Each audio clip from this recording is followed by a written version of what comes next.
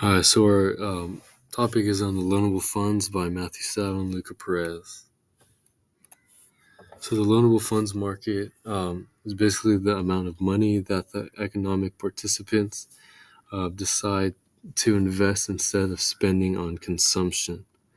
Right here it says that funds that are supplying to be lent out to other people and funds that people are demanding that they want to borrow. So that basically summarizes it. The suppliers would be the savers, and the people who demand or demanders would be the borrowers. So the loanable funds graph, this is it. Um, the supply and demand comes from the government, households, firms, and foreign sector. The demand is also called borrowing, and is the supply of bonds, and then supply is also called savings. So the real interest rate, represented by R, is on the y-axis. And on the x-axis, it would be the quantity of loanable funds, which is represented by Q.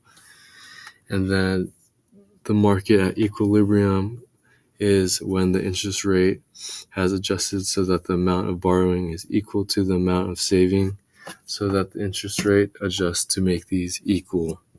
So there are several changes in supply and demand of loanable funds. Basically, the demand for loanable funds comes from households, firms, government, foreign sector, and demand is the supply of bonds. The supply of loanable funds for savings comes from households, firms, governments, foreign sector. The supply of loanable funds is also the demand for bonds. So there are some changes in demand that are important to know, and that demand for loanable funds equals borrowing, which is supplying bonds. So more borrowing equals more demand for loanable funds, so it would shift to the right. Less borrowing would equal less demand for loanable funds, so that would shift to the left.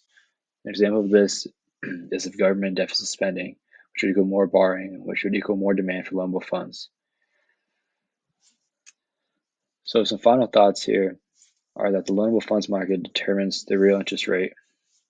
So the loanable funds market relates to saving and borrowing. Changes in saving and borrowing create changes in loanable funds, and therefore the percent of the real interest changes. When government uses fiscal policy, it will affect the loanable funds market. Changes in the real interest rate will affect gross private investment as well. So there's an inverse relationship between the interest rate and quantity of loans demanded. And if the interest rates are high, you don't want to borrow money, people want to supply. Deficit spending, if there's an increase in deficit, it increases demand for loanable funds, which leads to real interest rate increases.